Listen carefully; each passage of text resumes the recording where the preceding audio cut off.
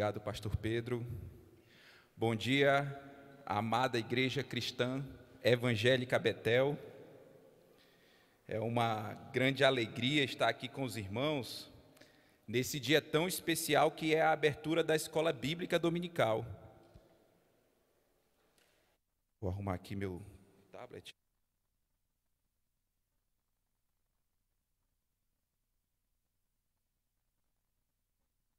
Nós já tivemos um farto café da manhã que alimentou bem o nosso corpo. Agora nós vamos ouvir a palavra de Deus, a palavra do Senhor, que alimentará a nossa alma. Eu agradeço a Deus o privilégio de estar aqui com os irmãos e anunciar a palavra de Deus na Escola Bíblica Dominical, na abertura da EBD, que é uma ferramenta muito útil para a nossa edificação. Eu agradeço o pastor Pedro pelo honroso convite.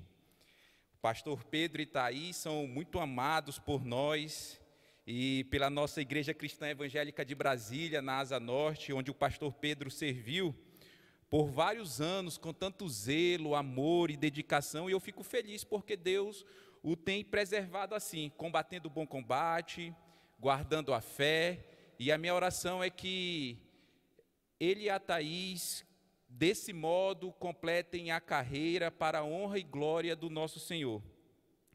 Nessa manhã, eu recebi a missão para falar aqui com vocês sobre a suficiência das Escrituras. E esse tema é um tema muito apropriado para a gente abordar numa abertura de escola bíblica dominical, na abertura de um semestre letivo de escola bíblica dominical. Especialmente nos dias de hoje, onde a Escritura vem recebendo tantos ataques contra a sua suficiência e contra a sua autoridade, não somente no contexto da escola bíblica dominical, mas também para as nossas vidas e para a nossa piedade. Alguns sustentam que a Bíblia é insuficiente para as nossas vidas. E eu gostaria aqui de tratar com os irmãos como que o apóstolo Pedro via esse nosso tema, como ele abordou essa temática, como ele observou esse tema lá no primeiro século do cristianismo. Vocês vão ver que ele pensa totalmente diferente daqueles que sustentam que a Bíblia é insuficiente para nós.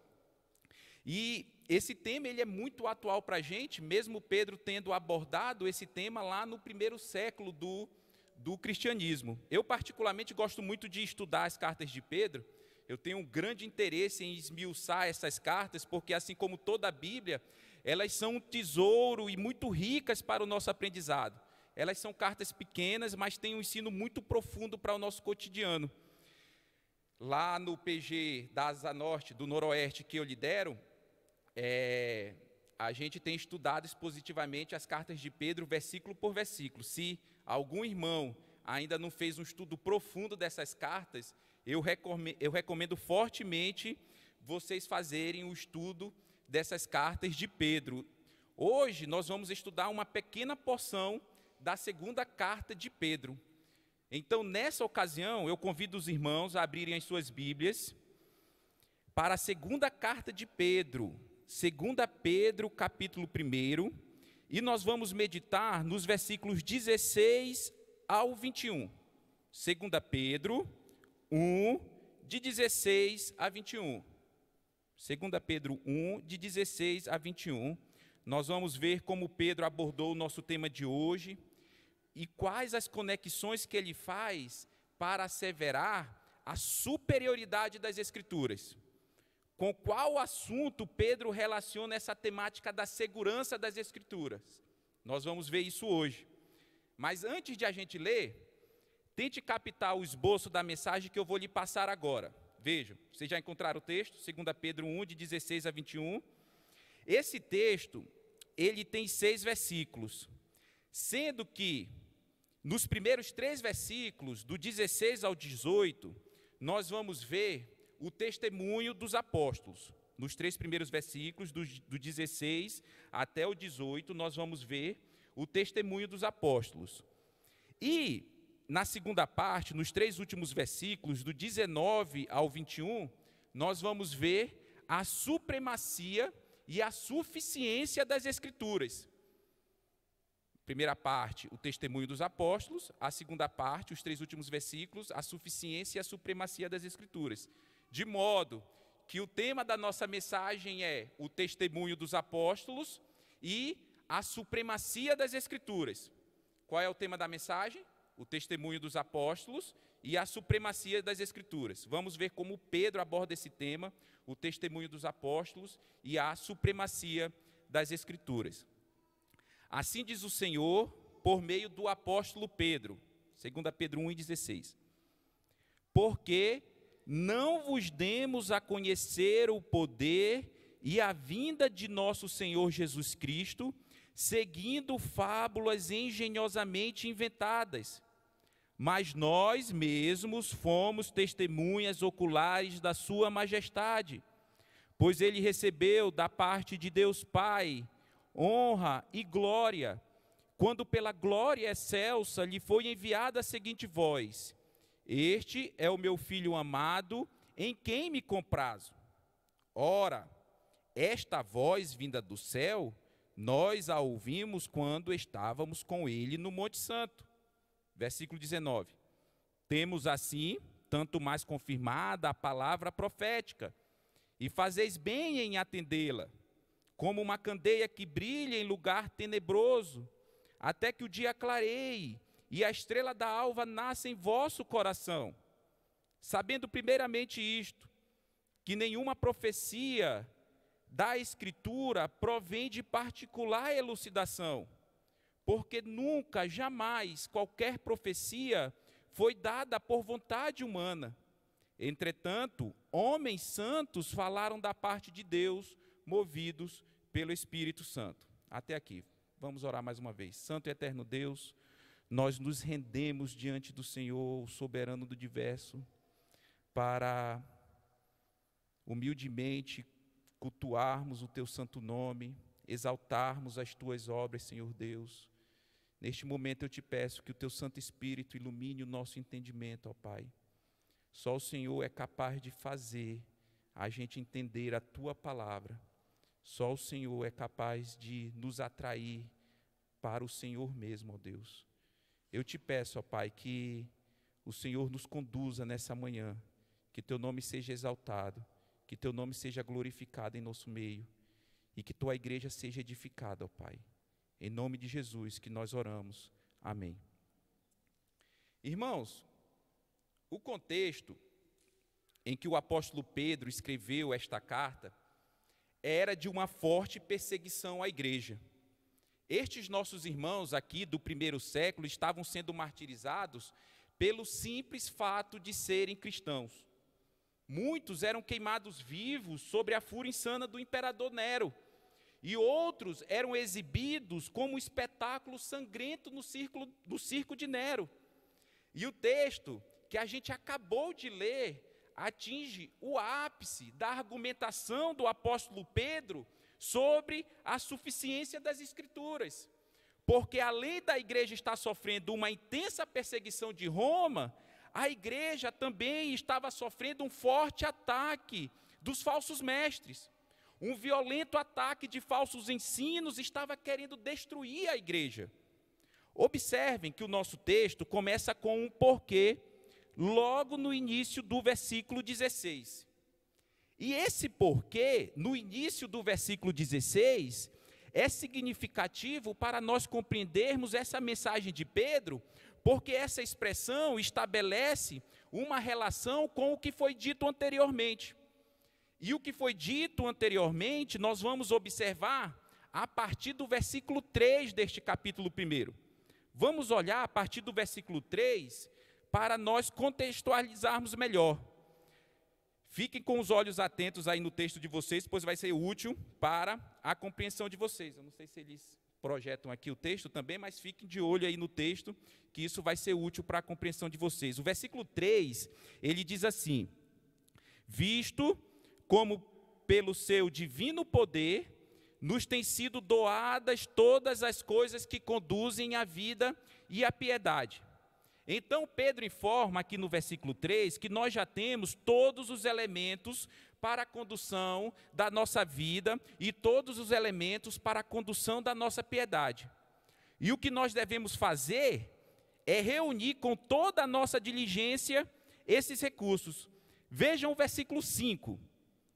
Por isso mesmo, pelo fato de nós já termos todas as coisas necessárias para a nossa vida e para a nossa piedade, por isso mesmo nós devemos fazer o quê?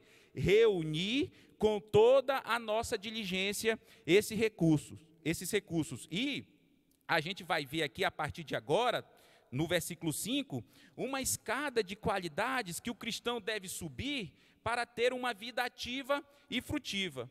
Essa escada, ela está nos versículos 5, 6, 7 e 8.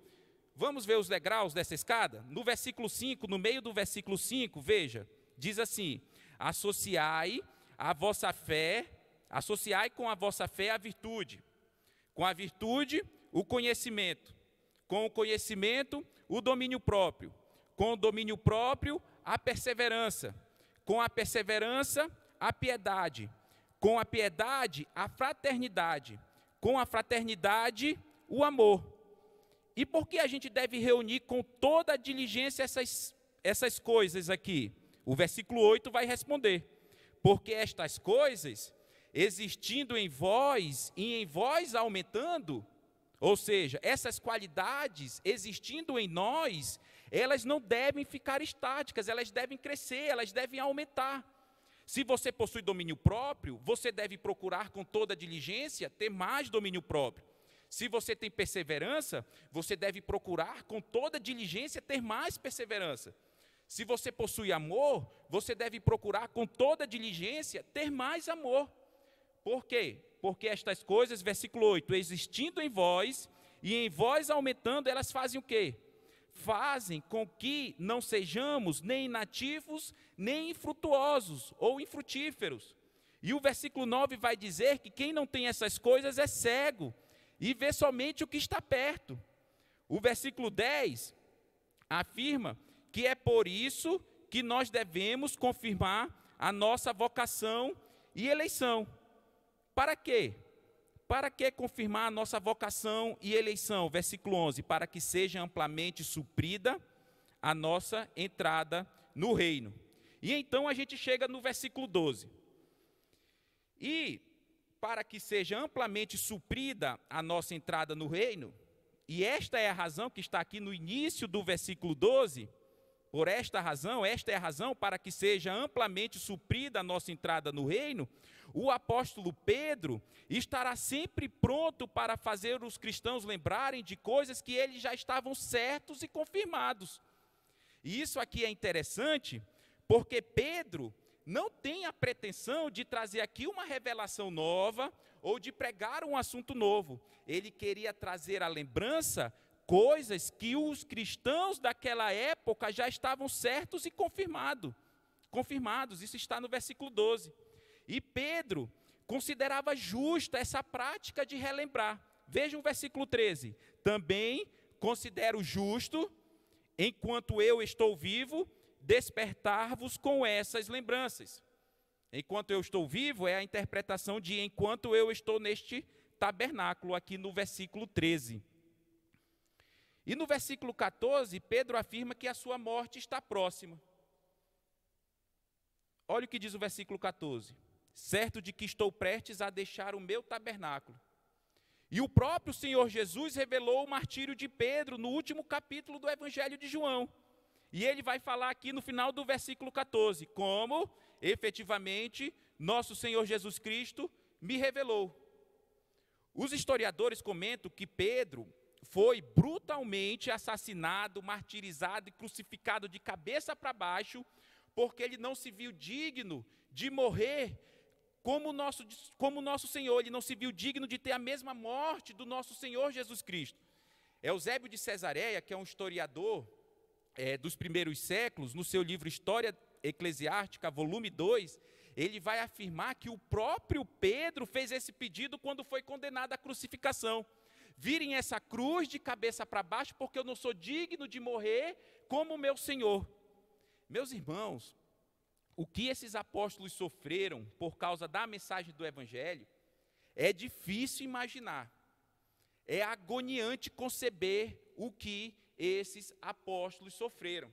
Vocês vão ter aqui uma sala de Atos dos Apóstolos, o irmão aqui explicou bem os Atos dos Apóstolos, e o Novo Testamento, ele deixa muito claro como foi o estilo de vida desses apóstolos. Quando Paulo, por exemplo, escreve aos Coríntios, em 1 Coríntios, ele faz uma repreensão severa à igreja de Corinto, porque lá na igreja de Corinto eles estavam se achando reis, cheios de orgulho, julgando terem alcançado uma grandeza espiritual por meio da sabedoria humana. Então o apóstolo vai repreendê-los, e nessa repreensão a gente consegue ter uma ideia do estilo de vida e dos sofrimentos pelos quais os apóstolos passaram. Vejam aí 1 Coríntios, capítulo 4. 1 Coríntios, capítulo 4. Procurem aí 1 Coríntios, capítulo 4, e a gente vai ver aqui a partir do versículo 19, a gente vai ter uma ideia dos sofrimentos pelos quais os apóstolos passaram. 1 Coríntios 4, a partir do versículo 9. Diz assim, Paulo repreendendo severamente a igreja de Corinto, porque, versículo 9, 1 Coríntios 4 e 9, porque a mim me parece que Deus nos pôs a nós, quem? Os apóstolos, em último lugar, como se fôssemos condenados à morte, porque nos tornamos espetáculo ao mundo, tanto a anjos como a homens. Nós somos loucos por causa de Cristo, e vós sábios em Cristo. Nós fracos e vós fortes, vós nobres e nós desprezíveis. Até a presente hora sofremos fome e sede e nudez, e somos esbofeteados e não temos morada certa. E nos afadigamos trabalhando com as nossas próprias mãos. Quando somos injuriados, bendizemos. Quando perseguidos, suportamos. Quando caluniados, procuramos conciliação. Até agora, temos chegado a ser considerados lixos do mundo, escória de todos. Esse era o estilo de vida dos apóstolos. Tudo isso, eles sofreram por causa da mensagem do Evangelho.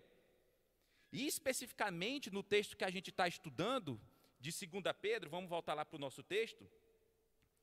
Pedro, ele tinha e cria numa mensagem pela qual também ele estava disposto a morrer. Voltando aqui ao nosso texto, 2 Pedro, capítulo 1, vamos ver que mensagem é essa. No versículo 15 ele vai falar que antes de morrer, ele vai se esforçar diligentemente para que tenhamos lembrança de tudo que ele ensinou. E por que Pedro vai se esforçar diligentemente para que tenhamos lembrança de tudo que ele ensinou? O versículo 16 vai responder: porque não vos demos a conhecer o poder e a vinda de nosso Senhor Jesus Cristo, seguindo fábulas engenhosamente inventadas.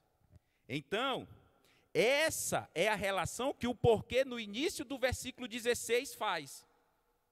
De que Pedro vai se esforçar diligentemente antes de morrer, para que tenhamos lembrança de tudo que ele pregou, porque eles, os apóstolos, não inventaram fábulas quando falaram do poder e a vinda do nosso Senhor.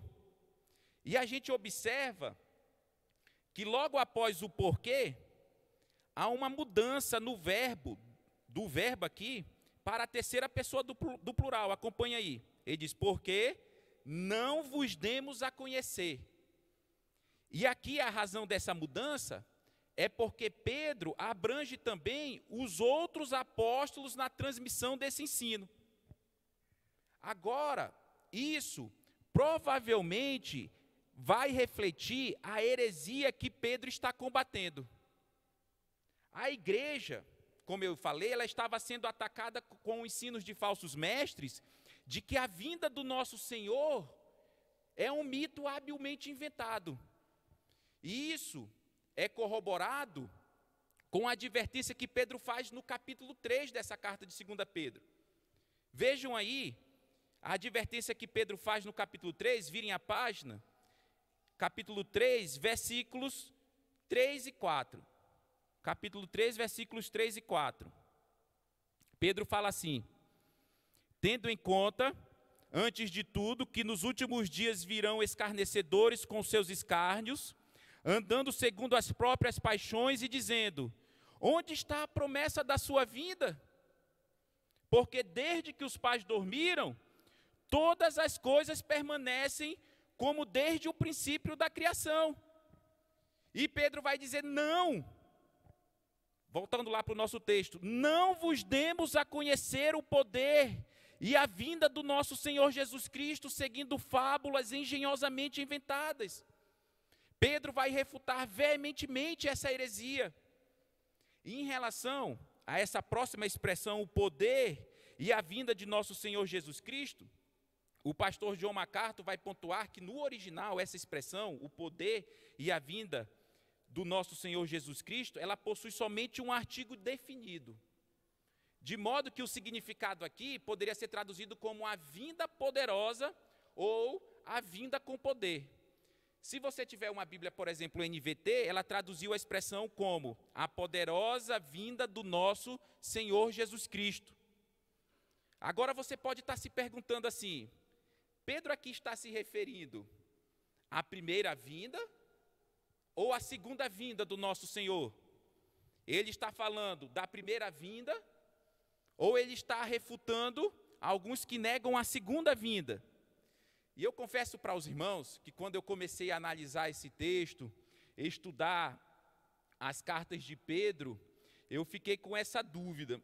Então eu passei a pesquisar bastante esse termo, a poderosa vinda do nosso Senhor, e realmente a maioria dos comentários e a maioria das evidências é no sentido de que isso aqui verdadeiramente se trata da segunda vinda do nosso Senhor Jesus Cristo. A palavra grega traduzida aqui para vinda é parousia. E esse termo, parousia, quando é associado a Cristo, ele sempre se refere à sua segunda vinda, sempre. Hernandes Dias Lopes, citando Kistemacher, ele vai afirmar que Pedro usa a palavra vinda para referir-se à segunda vinda de Cristo. E ele vai complementar: aliás, no Novo Testamento, o termo vinda nunca é usado para descrever a primeira vinda de Jesus, quando associando os dois termos, vinda e Jesus, mas sempre em referência à sua volta. John MacArthur, ele acrescenta e ele reitera aqui que a poderosa vinda se refere de fato à segunda vinda de Cristo, porque ela contrasta com a sua primeira vinda, com a sua primeira vinda humilde, em forma de servo, não julgando como usurpação o ser igual a Deus. Na sua primeira vinda, o nosso Senhor foi desprezado, rejeitado pelos homens, até finalmente ser executado numa cruz. É no sentido também de que esse termo, o poder e a vinda de nosso Senhor Jesus Cristo, se refere à segunda vinda, os comentários da primeira e segunda edições da Bíblia de Genebra, a Bíblia de Estudo NVT e a Bíblia de Estudo Thomas Nelson. Então, meus irmãos, o que os falsos mestres estavam querendo arruinar aqui era com a nossa bendita esperança de que Cristo vai voltar. Porque se Cristo não voltar, todo o resto não terá sentido. Se o nosso Senhor não é o fim da história, todo o resto se desmorona. E o que Pedro está querendo ensinar aqui é: vejam, quando eu e os apóstolos falamos a vocês sobre a segunda vinda, quando nós dissemos que o Senhor voltaria, nós não estávamos contando nenhum mito engenhosamente inventado. Está chegando o dia, meus irmãos, em que o nosso Senhor voltará com poder e glória. E como nós podemos ter essa convicção? Pedro vai dizer, no final do versículo 16, porque nós mesmos fomos testemunhas oculares da sua majestade. E aqui, na expressão nós mesmos, Pedro está incluindo alguns apóstolos que foram testemunhas oculares com ele da majestade do nosso Senhor. E ser testemunha ocular aqui implica em dizer que os falsos mestres poderiam até fazer afirmações e insinuações que Cristo não voltaria. Mas eles não foram testemunhas oculares da majestade do nosso Senhor. Mas que majestade é essa que tem relação com a segunda vinda. Qual é essa majestade que Pedro está mencionando aqui? Será que ele está se referindo à ressurreição? Será que ele está falando da ascensão que ele viu? Quando foi isso? O versículo 17 ele vai nos dar uma pista de quando foi isso. Eles foram testemunhas oculares da majestade do nosso Senhor em uma ocasião em que ele, o Senhor, recebeu da parte de Deus Pai honra e glória, quando pela glória excelsa lhe foi enviada a seguinte voz: este é o meu filho amado, em quem me comprazo. Agora nós temos esse evento reduzido a duas opções. Foram em duas ocasiões que Deus declarou: este é meu filho amado, em quem me comprazo. Ele falou isso onde? No batismo de Jesus, em Mateus 13:17. Mas não é este evento a que Pedro está se referindo. E Deus falou isso no Monte da Transfiguração, em Mateus 17. O versículo 18 ele vai elucidar de vez a questão. Vejam. Ora, esta voz vinda do céu, nós a ouvimos quando estávamos com ele, não no Rio Jordão, mas no Monte Santo. No Monte Santo. E qual é a relação de prova que Pedro quer fazer aqui? Vejam, qual é a relação de prova que Pedro quer fazer aqui entre a segunda vinda de Jesus, a segunda vinda de Cristo e o evento da transfiguração, que ele acabou de mencionar? Pedro está combatendo os falsos mestres que estavam negando a segunda vinda de Cristo com a afirmação de que ele mesmo tinha sido testemunha ocular da majestade do nosso Senhor no Monte da Transfiguração. Mas qual é a conexão entre a segunda vinda de Cristo e o evento da transfiguração que Pedro está usando para combater os falsos mestres? Qual é essa relação? Qual é essa conexão? Vamos ver aqui em Mateus 16 e 28. Abram as Bíblias em Mateus 16 e 28. Mateus 16 a 28, a gente vai ver essa conexão, porque Pedro está refutando os falsos mestres de que Cristo voltaria com a afirmação de que ele foi testemunha ocular desse evento no Monte da Transfiguração. Qual é essa relação? Mateus 16 e 28. Vejam aí, Jesus ele vai fazer uma promessa nesse versículo. Vejam. Em verdade vos digo que, agora vem a promessa, alguns há dos que aqui se encontram, que de maneira nenhuma passarão pela morte até que vejam vir o Filho do Homem no seu reino. Ou seja, alguns aqui não morrerão antes de ver o Filho do Homem vindo em seu reino.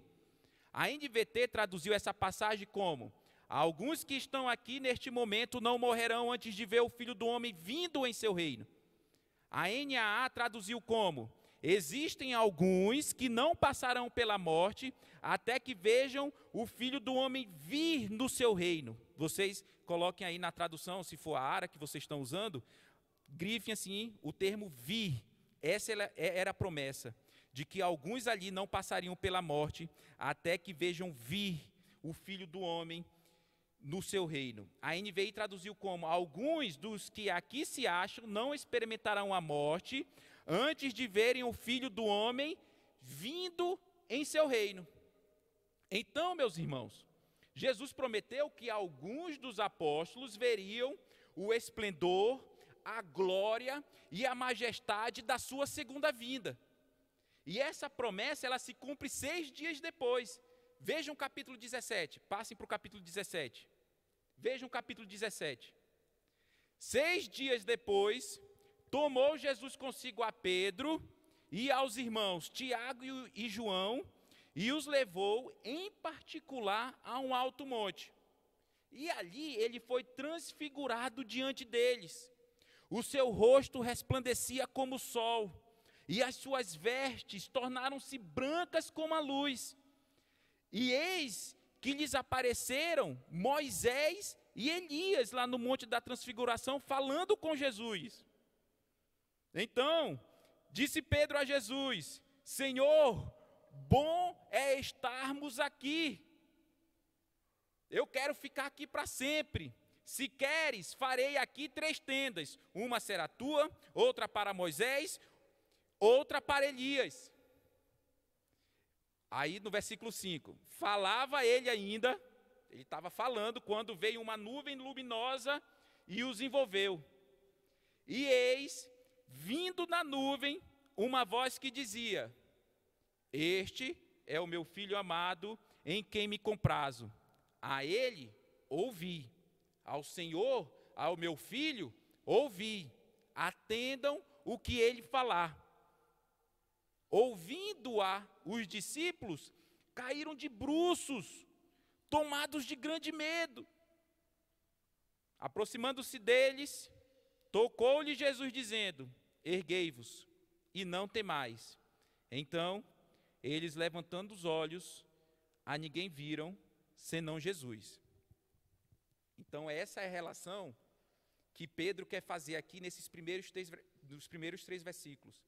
Essa relação de prova, combatendo o falso ensino de que Cristo não voltaria. Ele falou: eu vi o esplendor e a glória do nosso Senhor vindo no seu reino. Então, meus irmãos, Pedro, Tiago e João, eles viram o esplendor, a glória e a majestade do Filho do Homem vindo em seu reino. E essa é a relação de prova que Pedro quer fazer para os irmãos que estavam sofrendo os ataques dos falsos mestres. Quando eu e os apóstolos lhe ensinamos que o nosso Senhor vai voltar, nós não estávamos seguindo fábulas engenhosamente inventadas. Antes, pelo contrário, nós mesmos fomos testemunhas oculares da sua majestade, da majestade da sua segunda vinda no Monte da Transfiguração. Assim, meus irmãos, nós precisamos amar a segunda vinda do nosso Senhor, porquanto o Senhor mesmo, dada a sua palavra de ordem, ouvida a voz do arcanjo e ressoada a trombeta de Deus, a qualquer momento a trombeta vai tocar, e Ele mesmo descerá dos céus. Os mortos em Cristo ressuscitarão primeiro, depois nós, os vivos, os que ficarmos, seremos arrebatados juntamente com Ele entre nuvens para o encontro do Senhor nos ares, e assim estaremos para sempre com o Senhor. Consolai-vos, pois, uns aos outros com estas palavras. Consolai-vos com estas palavras de que o nosso Senhor vai voltar. Consolai-vos com estas palavras de que nós, os vivos, seremos arrebatados juntamente com Ele para o encontro do nosso Senhor nos ares. Consolai-vos, porque nós estaremos para sempre nesse dia com o nosso Senhor.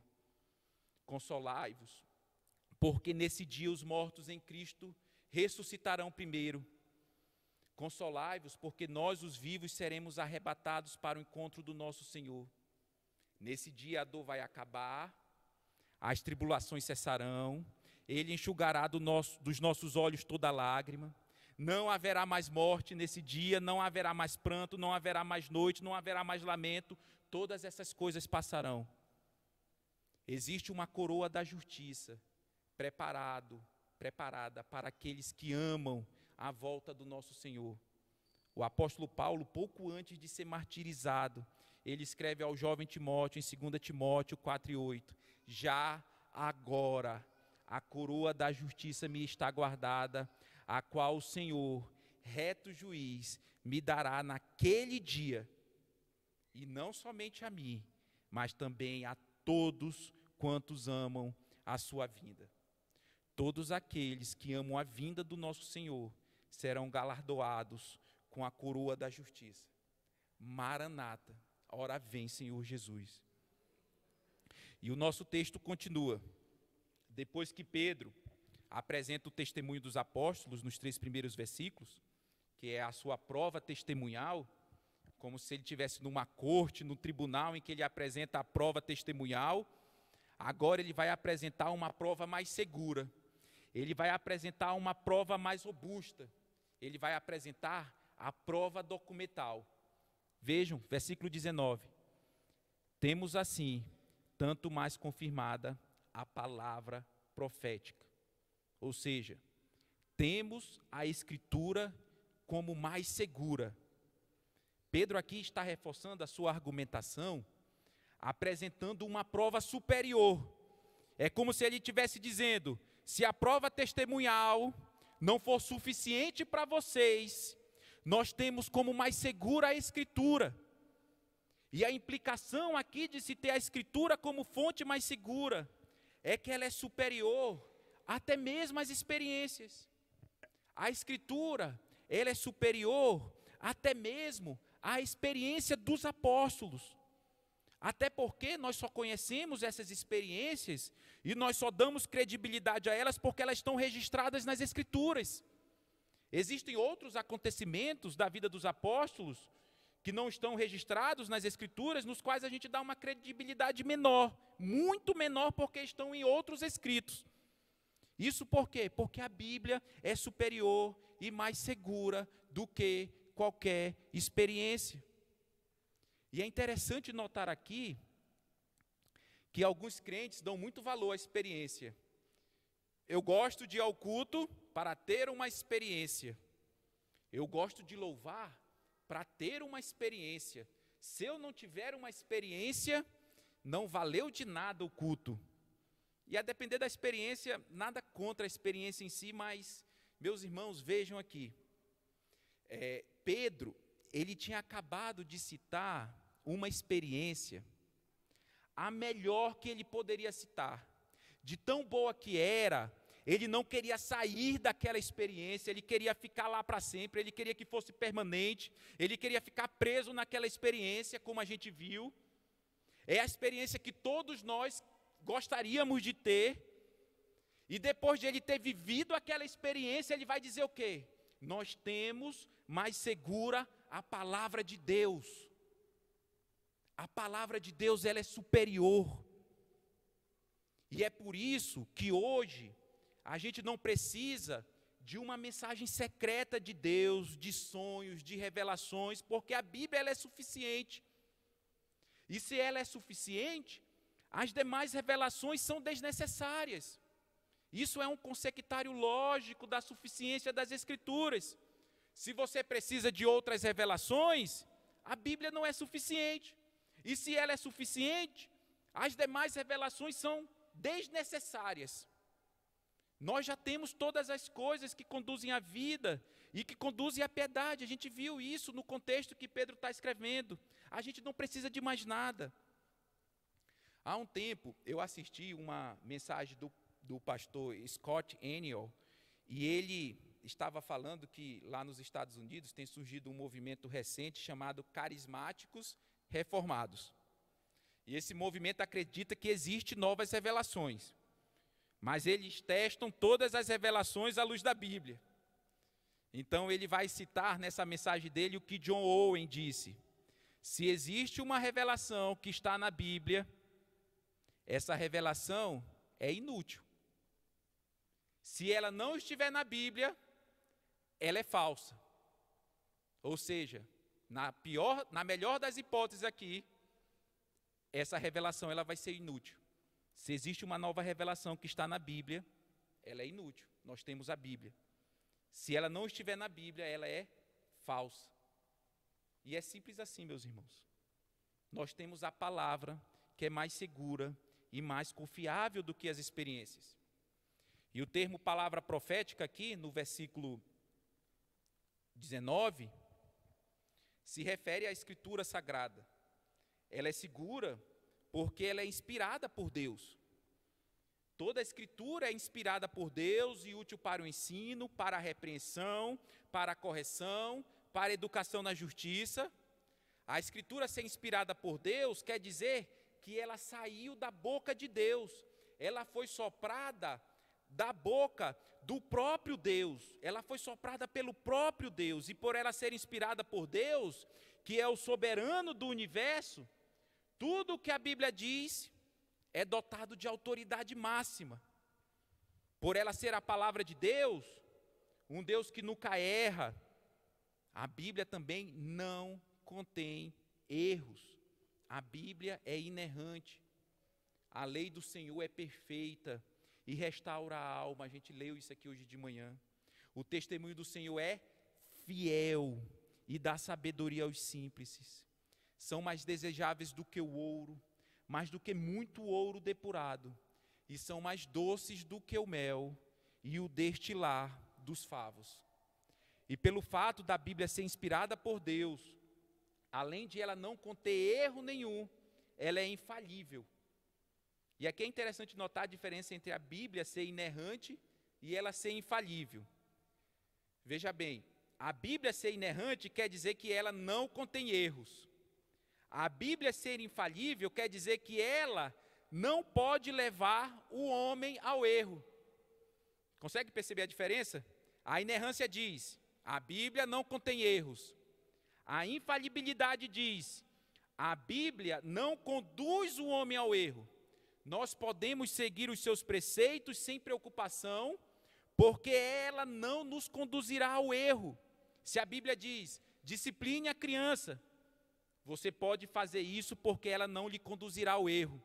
Se a Bíblia diz, maridos, amem as suas mulheres como Cristo amou a igreja, faça isso porque você não vai ser conduzido ao erro. Se a Bíblia diz, mulheres, sede submissas ao vosso marido, façam isso porque vocês não serão conduzidas à falha. Se a Bíblia diz, filhos, obedeçam a vossos pais, honrem os vossos pais, façam isso, porque vocês não serão conduzidos à falha. Creiam nisso. A Bíblia é infalível. E por ela ser inspirada por Deus, por ela ser inerrante, por ela ser infalível, nós devemos obedecer à Bíblia. Nós devemos atentar a ela. Continuando aí o versículo 19. O que diz o versículo 19? E fazeis bem em atendê-la. É como o famoso pregador Charles Swindoll vai explicar. Atender aqui é muito mais do que um mero conhecimento dos personagens da Bíblia. É muito mais do que uma compreensão superficial das Escrituras, das suas histórias. Em termos bem práticos, é você meditar nela, é você desejá-la, é você obedecê-la. Não é simplesmente passar os olhos sobre o texto. Não devemos ser somente ouvintes, mas praticantes da palavra. Você atende a Bíblia quando você obedece a Bíblia. Obedeça tudo o que a Bíblia disser. Tudo. Bem-aventurado o homem que não anda no conselho dos ímpios, não se detém no caminho dos pecadores, nem se assenta na roda dos escarnecedores. Antes, o seu prazer está onde? Na lei do Senhor, e na sua lei medita de dia e de noite. Esse homem, ele é como árvore plantada junto à corrente de águas, que no devido tempo dá o seu fruto, e cuja folhagem não murcha, e tudo quanto ele faz será bem sucedido. E o que Pedro está querendo ensinar aqui nesse contexto é, olhe, vocês serão expostos a falsos mestres. E já que vocês têm uma palavra segura, não atente para experiências que não terão utilidade alguma para a sua vida. Olhe para a palavra segura, ela é superior. E você fará bem em prestar atenção cuidadosamente nessa palavra. E você atentando para a Bíblia, você vai usá-la como uma candeia que brilha neste mundo tenebroso. Olha o restante do versículo 19. Fazeis bem em atendê-la como a uma candeia que brilha em lugar tenebroso. Se você estivesse vagando por aí, por um lugar muito escuro, você desejaria ter uma lâmpada para iluminar o seu caminho. E é assim com a palavra de Deus. Você fará bem em prestar atenção à palavra, como um homem vagando no escuro prestaria atenção a uma lâmpada. A Bíblia é a lâmpada para os nossos pés e a luz para o nosso caminho. A Bíblia é a nossa única regra de fé e prática. É ela que vai conduzir o nosso modo de agir. A Bíblia, ela nos livra do pecado. Guardo no coração a tua palavra para quê? Para não pecar contra ti. Agora, para o jovem, de que maneira poderá o jovem guardar puro o seu caminho? Observando-o segundo a tua palavra, Jovens, não desprezem a Bíblia. Lembre que quando Jesus foi tentado no deserto, ele repreendia cada tentação com a palavra. O diabo tentava: se és filho de Deus, manda que estas pedras se transformem em pães. E Jesus respondia: está escrito, não só de pão viverá o homem, mas de toda a palavra que procede da boca de Deus. O diabo colocava Jesus sobre o pináculo do templo e falava: atira-te abaixo, porque está escrito, aos seus anjos ordenará a teu respeito que te guardem. E Jesus respondia: e também está escrito, não tentarás o Senhor teu Deus. A Bíblia, ela é a nossa espada. Tomai também o capacete da salvação e a espada do Espírito, que é a palavra de Deus. E a espada aqui, no contexto de Efésios, representava tanto um instrumento de defesa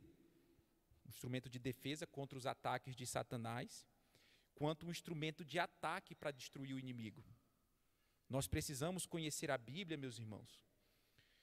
Se a gente for observar em Oséias 4, o Senhor está fazendo uma grave acusação ali contra Israel. E no versículo 6 de Oséias 4, ele vai dizer: o meu povo está sendo destruído porque lhe falta o conhecimento. Os sacerdotes daquela geração tinham falhado miseravelmente em ensinar a lei de Deus ao povo. E o resultado qual foi? O povo estava sendo destruído porque lhe faltava o quê? O conhecimento. Nós precisamos amar a Bíblia.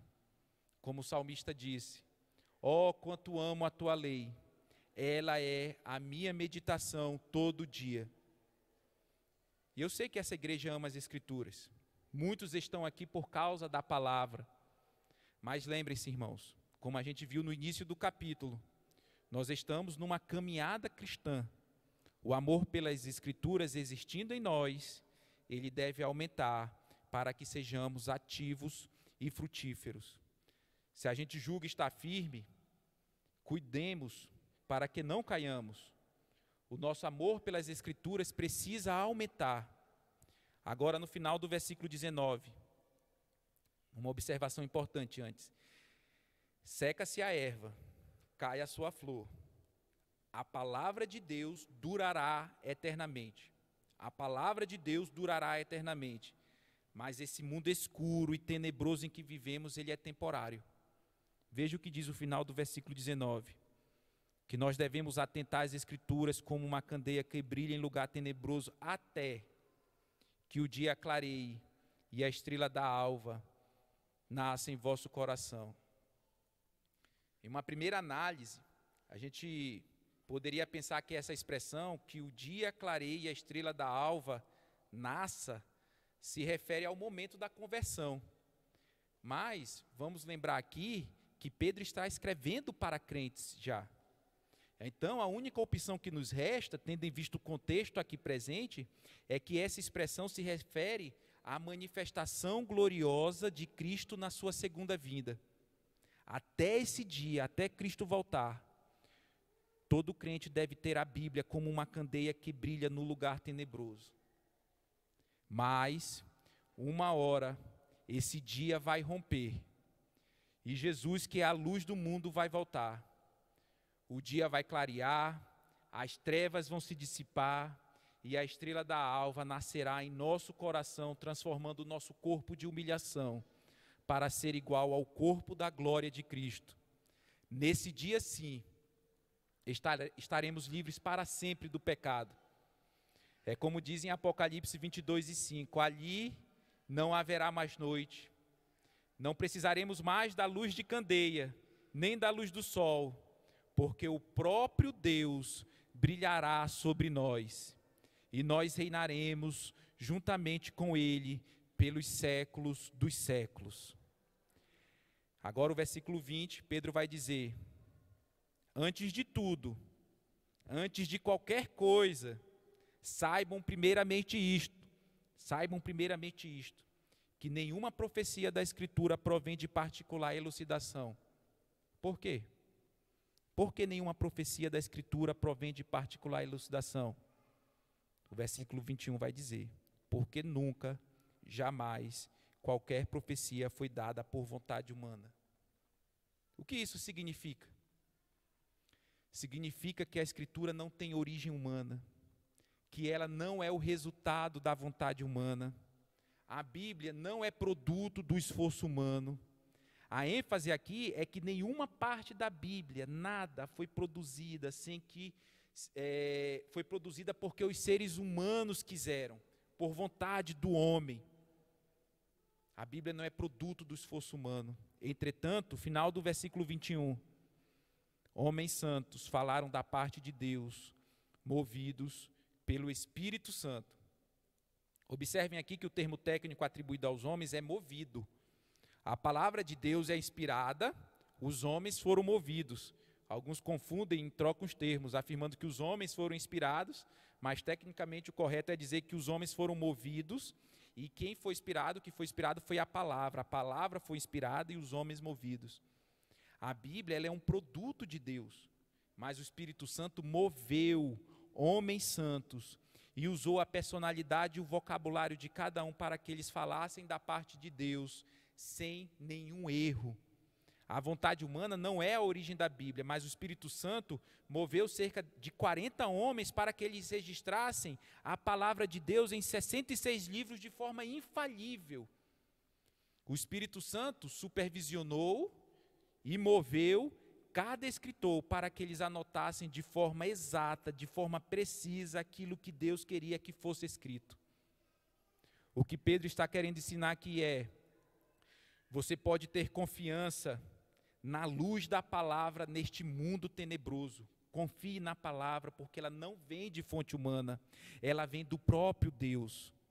Porque a palavra de Deus é viva e eficaz, e mais cortante do que qualquer espada de 2 gumes, e penetra até o ponto de dividir alma e espírito, juntas e medulas, e é apta para discernir os pensamentos e propósitos do coração. Que a palavra de Deus reine em nossa vida, que nós possamos atentar a ela e fazer dela uma candeia que brilha num lugar escuro, que nós meditemos nela e possamos dizer como salmista: ó, quanto amo a tua lei, ela é a minha meditação todo dia. Amém? Vamos orar.